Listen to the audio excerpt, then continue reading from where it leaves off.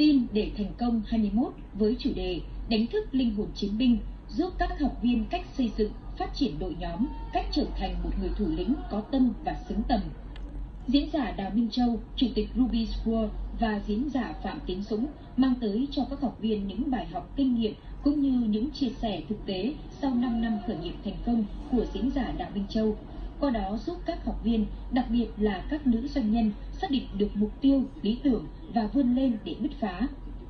Tính đến nay, Tin để thành công đã trải qua 21 lần tổ chức với sự tham gia của đông đảo các học viên. Đây là cơ hội cho những người có khao khát thành công và khởi nghiệp. Tối cùng ngày, Đại nhạc hội Magic Night 3 được tổ chức để kỷ niệm 5 năm thành lập và phát triển của tập đoàn mỹ phẩm Ruby World.